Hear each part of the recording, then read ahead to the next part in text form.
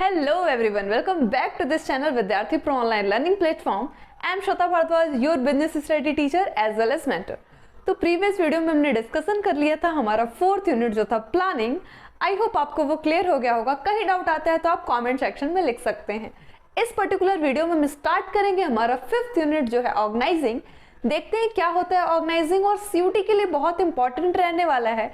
तो जल्दी से वीडियो को आगे बढ़ाते हैं. बट आगे बढ़ाने से पहले अगर अब तक आपने चैनल को सब्सक्राइब नहीं किया है तो चैनल को सब्सक्राइब करें, बेल आइकन को प्रेस करें ताकि आने वाले अपडेट सीयूटी से रिलेटेड आपको तुरंत और सबसे पहले मिले. ओके, तो let us start with the next topic that is organising. चलिए देखते हैं सबसे पहले ऑर्गेनाइजिंग में क्या पढ़ना है. सबसे पहले जो बोर्ड पे लिखा है ऑर्गेनाइजिंग का एक वेल डेफिनेशन, उससे पहले थोड़ा सा इजी लैंग्वेज में समझ लेते हैं कि ऑर्गेनाइजिंग का मतलब क्या होता है. देखिए, अगर बात करें ऑर्गेनाइजिंग की तो ऑर्गेनाइजिंग हम हर जगह कहते हैं. ऑर्गेनाइजिंग का मतलब होता है कि चीज़ों को कलेक्ट करके लाना. मतलब जो चीज़ हमें चाहिए, जिस चीज़ को मुझे, मान लीजिए मेरा कोई गोल है, मुझे उसको अचीव करना है, तो उस गोल को, उस एम को अचीव करने के लिए चीज़ों को हम, रिसोर्सेज को जो कलेक्ट करके लेके आते हैं, वो आपका क्या है, ऑर्गेनाइजिंग है. तो ऑर्गेनाइजिंग में बेसिकली हम किसी भी चीज़ का कर सकते हैं. हो सकता है हम पीपल का कर रहे हैं, हो सकता है हम थिंग्स का कर रहे हैं, रॉ मटेरियल का कर रहे हैं. तो ऑर्गेनाइजिंग का मतलब है कि चीज़ों को इतने व्यवस्थित तरीके से रखना ताकि वो तुरंत हमारा टाइम ना वेस्ट हो और तुरंत हर चीज़ें मिल जाए. अगर हम अपने घर की ही बात करें तो घर में हम हर चीज़ को एक ऑर्गेनाइज मैनर में रखते हैं. प्लस कोऑर्डिनेशन भी बना रहता है, समन्वय भी बना होता है एक दूसरे के साथ. यानी कि हर चीज़ों को, कहाँ बुक्स रखना है, कहाँ कॉपीज़ है, कहाँ पे हमारे क्लॉथ्स हैं, कहाँ पे हमारे कीज़ हैं, कहाँ पे हमारे सामान, मतलब इस तरीके से हर प्रोडक्ट को हम वेल ऑर्गेनाइज मैनर में रखते हैं ताकि कम एफर्ट में टाइम भी कम लगे और चीज़ों को हम, जिस चीज़ को मुझे अचीव करना है, जो गोल है मेरा, उसको हम इजीली अचीव कर सकें. अगर बात करें मैनेजमेंट में या बिजनेस में ऑर्गेनाइजिंग का मतलब, एक तो मैनेजमेंट का सेकंड प्रोसेस ही होता है प्लानिंग के बाद क्या करना, ऑर्गेनाइजिंग.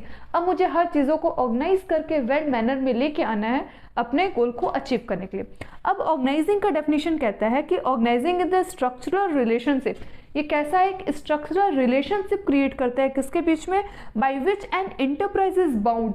जहाँ पे कोई एंटरप्राइज हो सकता है, कोई ऑर्गेनाइजेशन होता है जो बाउंड टुगेदर, मतलब एक ऐसा इफेक्टिव रिलेशन क्रिएट कर देता है जहाँ पे जितने भी एंटरप्राइजेस हैं वो बाउंड हो जाते हैं टुगेदर एक साथ आने के लिए. एंड द फ्रेमवर्क इन विच, और एक ऐसा फ्रेमवर्क बना लेते हैं जहाँ पे इंडिविजुअल एफर्ट इज कोऑर्डिनेटेड. मतलब हर एक का एफर्ट वहाँ पे कोऑर्डिनेट करते हैं, यानी कि हर एक इंडिविजुअल वहाँ पे मिल के काम करते हैं, कोऑर्डिनेशन बना के काम करते हैं. यानी ऑर्गेनाइजिंग क्या है, एक ऐसे एफर्ट्स को, इंडिविजुअल्स को खोज के लाता है जो मिल के कोऑर्डिनेशन बना के एक टुगेदर के साथ मिल के काम करते हैं. वो हमारे ऑर्गेनाइजेशन में, हमारे बिजनेस में, हमारे मैनेजमेंट में ऑर्गेनाइजिंग का प्रोसेस होता है. तो सिंपल लैंग्वेज में ऑर्गेनाइजिंग हम लोगों का भी कर सकते हैं, रिसोर्सेज का कर सकते हैं, जिस चीज़ को हम व्यवस्थित तरीके से रखना ताकि कम टाइम कंज्यूमिंग में हम चीज़ों को अचीव कर सके, अपने गोल को अचीव कर सके. अब अगर बात करें इसकी इंपॉर्टेंस की, अगर कोई बोले कि क्या इसका इंपॉर्टेंस है, क्या इंपॉर्टेंस है, मतलब ऑर्गेनाइजिंग करने का क्या फ़ायदा है, ऑर्गेनाइजिंग करने से हमारे मैनेजमेंट में, हमारे बिजनेस में इससे क्या हासिल हो जाएगा, क्या किस चीज़ की हमको इंपॉर्टेंस मिलेगी. तो सबसे पहले अगर हम बात करें ऑर्गेनाइजिंग की, यानी कि चीज़ों को हम ऑर्गेनाइज कर रहे हैं. ऑर्गेनाइज किस बिहाफ पे कर रहे हैं, उनके काम के बिहाफ पे कर रहे हैं. यहाँ पे हमको बेनिफिट मिलता है स्पेशलाइजेशन का. यानी फर्स्ट तो आप कहोगे कि benefit to specialisation, benefit of specialisation, यानी कि यहाँ पे स्पेशलाइजेशन का मतलब क्या होता है, जिस चीज़ को हम करने में स्पेशलाइज्ड हो जाए. यानी बार बार जब हम एक ही काम करते हैं तो उस चीज़ में हम स्पेशलाइज्ड हो जाते हैं.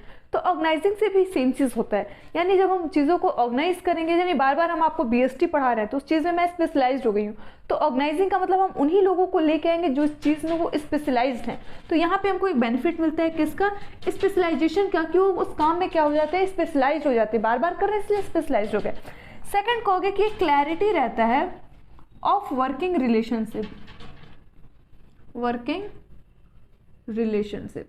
इसका मतलब ये है कि अब सबको बताया गया कि किसको क्या काम करना है, सबको हम ऑर्गेनाइज कर दिए हैं, एक टुगेदर आके काम कर रहे हैं. तो यहाँ पे क्लैरिटी रहता है, यानी कंफर्म रहता है कि किसका क्या काम है. वर्किंग रिलेशनशिप में हमको प्रॉब्लम नहीं होता है किसका क्या काम है, किसको क्या चीज़ करना है, वो क्लैरिटी रहता है, यानी कि वो क्लैरिफाई रहता है. फिर ऑप्टिमम यूटिलाइजेशन, ऑप्टिमम यूटिलाइजेशन, अब ऑप्टिमम यूटिलाइजेशन बार बार यूज होता है। ऑप्टिमम यूटिलाइजेशन का मतलब है कि जब हम रिसोर्सेज को ऑर्गेनाइज मैनर में काम कर रहे हैं, ऑर्गेनाइज कर रहे हैं, तो यहाँ पे हमको ऑप्टिमम यूटिलाइजेशन करना होता है, यानी कि चीज़ों को अच्छे से यूज करना होता है, यानी रिसोर्सेज हमारे यहाँ पे वेस्ट नहीं होते हैं।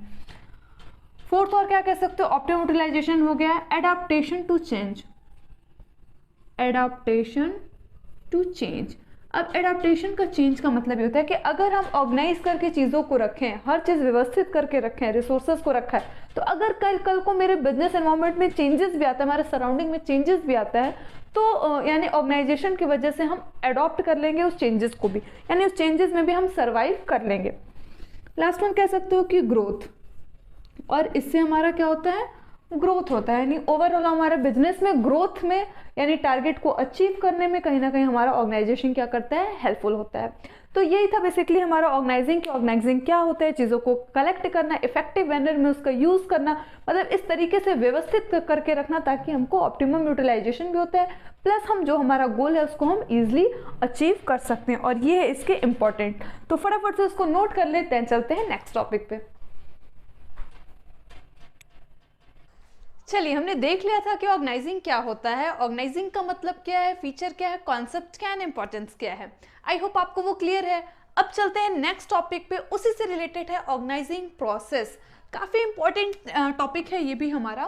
तो ऑर्गेनाइजिंग प्रोसेस का मतलब क्या है, ऑर्गेनाइजिंग का मतलब है जहाँ पे हम कलेक्शन कर रहे हैं, वो हमारे ह्यूमंस भी हो सकते हैं, हमारे एम्प्लॉयज़ भी हो सकते हैं, या फिर हमारे रिसोर्सेज भी हो सकते हैं।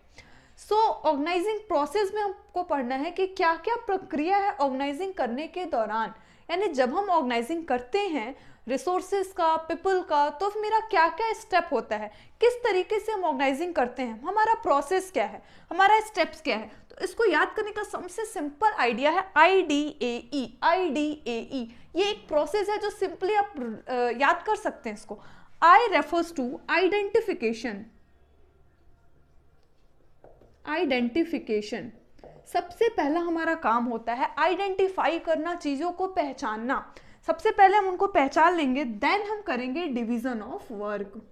Identification and division of work, ये हमारा आता है आई में, यानी सबसे पहला स्टेप होता है हमारा, प्रोसेस होता है आइडेंटिफाई करना, पहचानना, देन डिवीजन ऑफ वर्क करना, यानी काम को बांट देना। अब काम को हम बांटेंगे, डिवीजन ऑफ वर्क मैंने पढ़ा है, प्रिंसिपल्स था हमारा, फ्योल के प्रिंसिपल्स थे, सबसे फर्स्ट प्रिंसिपल था डिवीजन ऑफ वर्क। तो ये आप पढ़े हुए हैं कि डिवीजन ऑफ वर्क में हम काम को बांट देते हैं, तो जैसे ही काम को बांटेंगे वो उस चीज में स्पेशलाइज हो जाता है। यानी फर्स्ट प्रोसेस हमने क्या किया, आइडेंटिफिकेशन किया एंड डिवीजन ऑफ वर्क किया। सेकंड हम जो स्टेप करते हैं वो होता है डी फॉर डिपार्टमेंटलाइजेशन। डिपार्टमेंटलाइजेशन, अब डिपार्टमेंटलाइजेशन का मतलब क्या होता है, डिपार्टमेंट वाइज डिवाइड कर देना, यानी हमने यहाँ पे काम को बांटा, डिवीजन ऑफ वर्क किया, देन उनका अलग अलग डिपार्टमेंट बना दिया। जैसे हमने पढ़ा है ना बिजनेस में, sales department, purchase department, sales return department, purchase return department, तो इस तरीके से अलग अलग डिपार्टमेंट होते हैं, तो हमें ईजी होता है, हम जाते हैं, हमें पता रहता है कि हाँ ये इस चीज़ का डिपार्टमेंट है, वहीं जाते हैं, वो काम हमारा ईजिली हो जाता है, यानी टास्क हमारा ईजिली अचीव हो जाता है। तो हमने क्या किया, पहले आइडेंटिफाई किया, डिवीजन ऑफ वर्क किया, देन डिपार्टमेंटलाइजेशन किया। डिपार्टमेंटलाइजेशन भी दो तरीके से कर सकते हैं, फंक्शनल और एक डिविजनल, यानी हमने उनके काम के आधार पे, डिविजनल के आधार पे हमने क्या किया, उनको अलग अलग डिपार्टमेंट में डिवाइड कर दिया। नेक्स्ट स्टेप है हमारा A. A refers to assignment of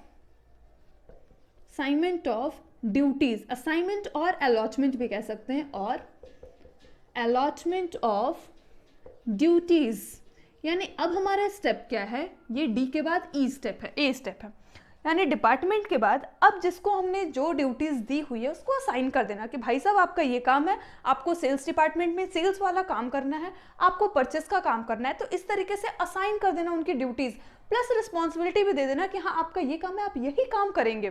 तो ये क्या हो जाएगा, assignment and allotment of duties. और लास्ट स्टेप है हमारा E. E refers to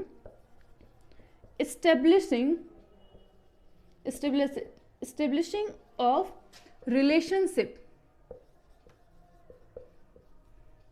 report relationship,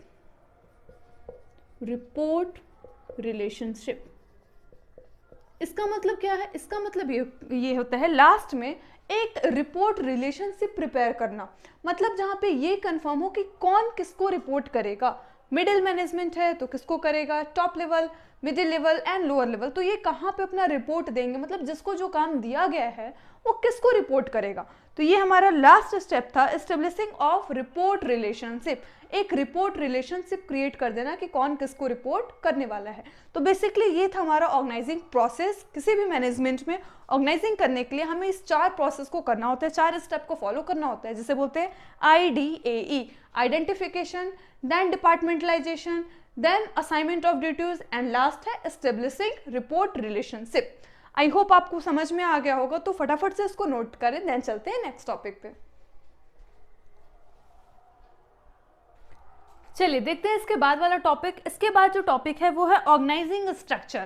process देख लिया हमने, अब है ऑर्गेनाइजिंग स्ट्रक्चर। क्या होता है स्ट्रक्चर? मतलब होता है ढांचा। इसको हम फ्रेमवर्क भी बोल सकते हैं, यानी कि एक फ्रेमवर्क, एक फ्रेम कि एक ऑर्गेनाइजिंग का स्ट्रक्चर क्या है, ढांचा क्या है, किस तरीके से ऑर्गेनाइजिंग में रूल रेगुलेशन फॉलो किए जाते हैं। सिंपल लैंग्वेज में कौन किसका सबऑर्डिनेट है, मतलब एक ढांचा प्रिपेयर करके दिखा देना, एक फ्रेमवर्क दिखा देना जिसमें पता चले कि ऑर्गेनाइजिंग में कौन किसका सबऑर्डिनेट है, रूल रेगुलेशन कैसे फॉलो कर रहे हैं, ये सब चीजें। तो बेसिकली हम बोल सकते हैं कि ऑर्गेनाइजिंग स्ट्रक्चर एज पैटर्न, एक पैटर्न होता है जो क्या बताता है, रिलेशनशिप एमंग, रिलेशनशिप क्रिएट करता है, रिलेशनशिप बताता है किसके बीच में, among the various position in a firm, यानी कि जो हमारा फर्म है, जो हमारा बिजनेस है, उसमें जो वेरियस लोगों का, मतलब कई थे एम्प्लॉयज का, कई थे मैनेजर्स का पोजीशन क्या है, उनके बीच में रिलेशन क्या है, and among the various people occupying the position. यानी कि बेसिकली आप ये कहेंगे कि हमारा जो स्ट्रक्चर है, ऑर्गेनाइजिंग स्ट्रक्चर है, वो क्या बताता है, एक पैटर्न है, एक फ्रेमवर्क है, जहाँ पे ये पता चलता है कि क्या रिलेशनशिप है हमारे वेरियस पोजीशन का, जो हमारे एम्प्लॉयज हैं या मैनेजर्स हैं जो एक वेरियस पोजीशन पे ऑक्यूपाई हैं, काम कर रहे हैं, वो किस तरीके से काम कर रहे हैं, कौन किस पोजीशन पे ऑक्यूपाई है, यही बेसिकली बताता है हमारा ऑर्गेनाइजिंग स्ट्रक्चर। ढांचा बता दिया कि कौन कहाँ काम कर रहा है, कौन किस पोजीशन पे है और क्या तरीके का काम वो कर रहा है, क्या रिलेशन है उसके काम के बीच में, बस। एंड रूल रेगुलेशन को बताता है। इसके बाद एक यूज होता है span of management. Span of management का मतलब होता है कि कितने नंबर ऑफ सबऑर्डिनेट्स बताता है कि कितने सबऑर्डिनेट्स हैं, कितने नंबर ऑफ सबऑर्डिनेट्स हैं जो एक सुपीरियर के अंडर में काम कर रहे हैं।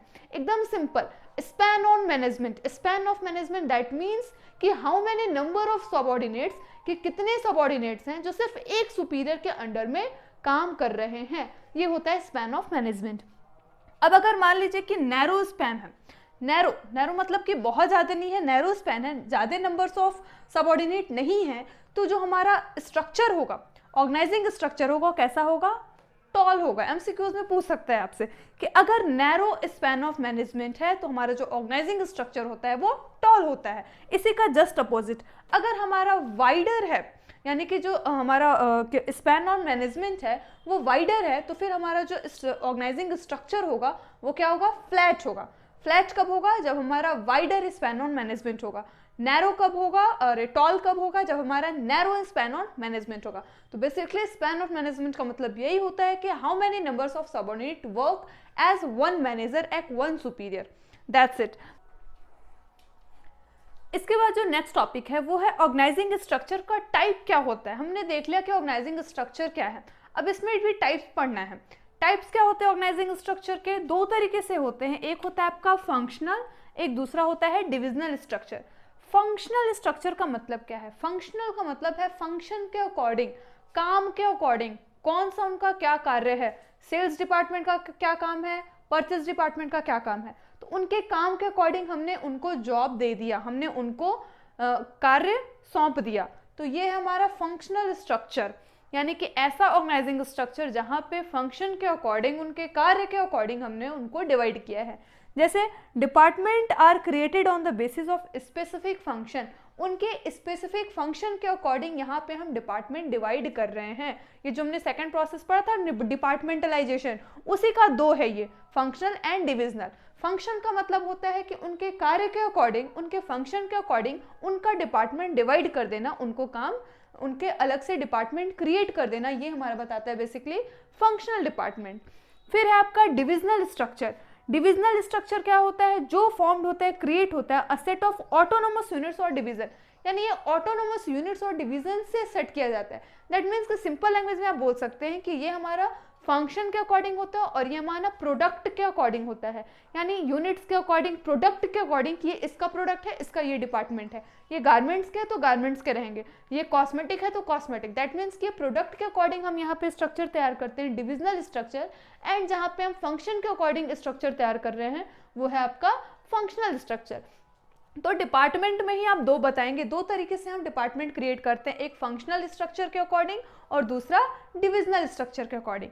फंक्शनल स्ट्रक्चर में हम उनके फंक्शन के अकॉर्डिंग डिवाइड कर रहे हैं, डिपार्टमेंट बना रहे हैं, एंड डिविजनल स्ट्रक्चर में हम उनके प्रोडक्ट के अकॉर्डिंग डिपार्टमेंट बना रहे हैं। तो दैट्स इट, यही था आपका स्ट्रक्चर में, टाइप ऑफ ऑर्गेनाइजिंग स्ट्रक्चर में, functional structure and divisional structure. Organising में ही स्ट्रक्चर हमने पढ़ लिया, ऑर्गेनाइजिंग स्ट्रक्चर क्या होता है उसके भी टाइप्स पढ़ लिया। अब है कि फॉर्मल ऑर्गेनाइजेशन और इनफॉर्मल ऑर्गेनाइजेशन क्या होता है।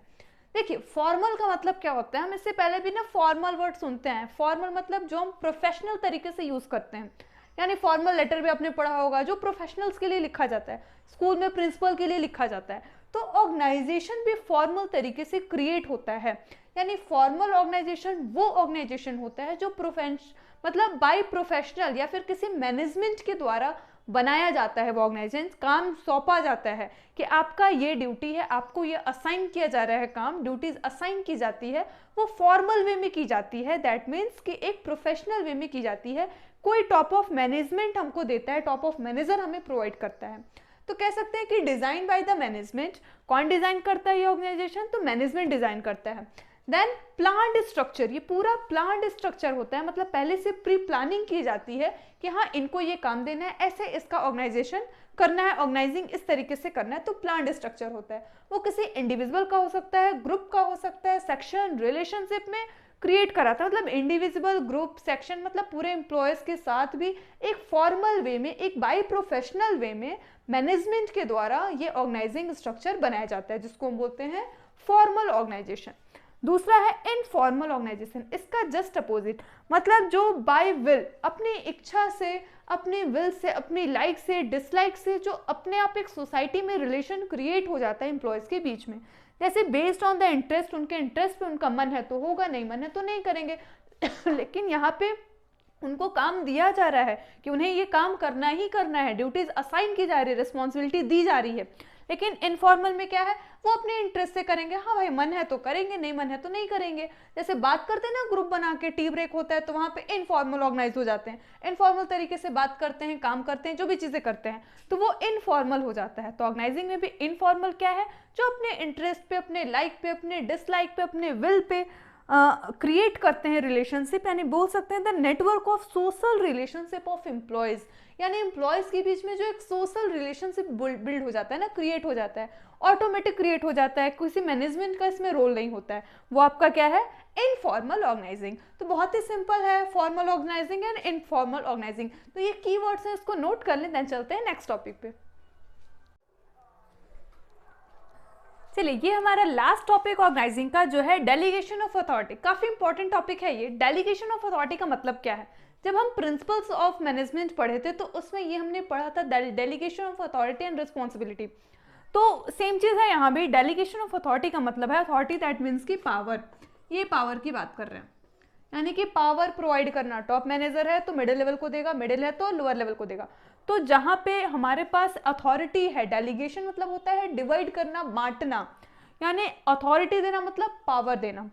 तो share his authority power with the subordinates, यानी डेलीगेशन ऑफ अथॉरिटी का मतलब होता है कि अपने पावर को, यानी मेरे एब्सेंस में मैंने किसी को पावर दे दिया कि तुम मेरे एब्सेंस में पढ़ाओगे, तो मैंने क्या किया, एक सुपीरियर अपने सबऑर्डिनेट को जो अथॉरिटी देता है, पावर देता है, उसका शेयरिंग करता है, उसी को बोलते हैं हम डेलीगेशन ऑफ अथॉरिटी। इसके एलिमेंट्स क्या हैं? आता है कभी कभी कि डेलीगेशन के एलिमेंट्स बताइए। केवल 3 एलिमेंट्स होते हैं। फर्स्ट है अथॉरिटी, दूसरा है रिस्पॉन्सिबिलिटी एंड लास्ट वन है अकाउंटेबिलिटी। बहुत ही सिंपल है। अथॉरिटी का मतलब है पावर, जो हमने अभी देखा कि जब हम किसी को पावर देते हैं, यानी हमने पावर दे दिया कि हाँ मेरे एब्सेंस में तुम पढ़ा सकते हो, तो उसको रिस्पॉन्सिबिलिटी भी देना, उत्तरदायित्व भी देना। रिस्पॉन्सिबिलिटी का मतलब है ऑब्लिगेशंस देने, यानी उनको क्या ऑब्लिगेशन देना, ये ऑब्लिगेशन देना कि हाँ मेरे एब्सेंस में पढ़ाओ तो तुम मार्कर एंड बोर्ड का यूज कर सकते हो, तो मैंने उसको रिस्पॉन्सिबिलिटी भी दिया। लास्ट वन होता है अकाउंटेबिलिटी। अकाउंटेबिलिटी मतलब होता है आंसरेबल, आंसरेबल मतलब जवाबदेही। तो जिसको मैं पावर दे रही हूँ, फिर ऑब्लिगेशन भी दे दिया, रिस्पॉन्सिबिलिटी भी दे दिया, तो जब मैं आऊँगी वापस तो मैं उससे जवाबदेही तो लूँगी ना, मैं उससे अकाउंटेबिलिटी लूँगी। मैं पूछूंगी कि हाँ बताओ कैसे काम हुआ, सब चीज़ ठीक तरीके से हुआ कि नहीं। दैट मीन्स कि जिसको हम काम सौंप रहे हैं, अथॉरिटी दे रहे हैं, पावर दे रहे हैं, रिस्पॉन्सिबिलिटी दे रहे हैं, तो उसको हम अकाउंटेबिलिटी भी दें, उससे जवाबदेही भी लें, देखें कि हाँ उसने काम किया कि नहीं, मतलब आंसरेबल, वो मुझे आके आंसर करेगा। तो ये बेसिकली हमारे 3 एलिमेंट्स हैं किसके, डेलीगेशन ऑफ अथॉरिटी के। अब जैसे डेलीगेशन ऑफ अथॉरिटी है, वैसे ही डिसेंट्रलाइजेशन भी है। हमने उस चैप्टर में सेकेंड यूनिट्स में पढ़ा था, जहाँ पे हम क्या पढ़े थे, प्रिंसिपल्स पढ़े थे, तो वहाँ पे हम ये भी पढ़े थे, डेलीगेशन एंड डिसेंट्रलाइजेशन भी पढ़े थे।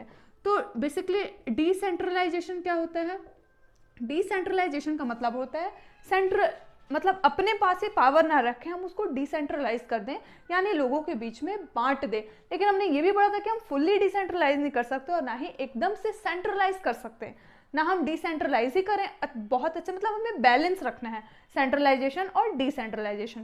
क्लियर है? तो ये था हमारा लास्ट टॉपिक इस यूनिट्स का। तो आई होप आपको क्लियर होगा, तो इसको फटाफट से नोट डाउन कर ले। ओके, सो एट लास्ट हमारा ये 5th यूनिट जो था ऑर्गेनाइजिंग खत्म होता है। आई होप आपको क्लियर हो गया होगा। कहीं डाउट आता है तो आप कमेंट सेक्शन में लिख सकते हैं, नेक्स्ट वीडियो में इसको कवर करने की कोशिश करूंगी। और अगर वीडियोस अच्छी लगी हो तो लाइक करें, सब्सक्राइब करें चैनल को हमारे चैनल के साथ बने रहने के लिए, एंड बेल आइकन को प्रेस करें ताकि आने वाले अपडेट CUT से रिलेटेड आपको जल्द से जल्द मिलता रहे। एंड ज़्यादा से ज़्यादा अपने रिलेटिव्स में, अपने फ्रेंड्स में शेयर करें। एंड एट लास्ट मिलते हैं नेक्स्ट वीडियो में नेक्स्ट यूनिट के साथ। तब तक के लिए tata, bye bye and thanks for watching my video.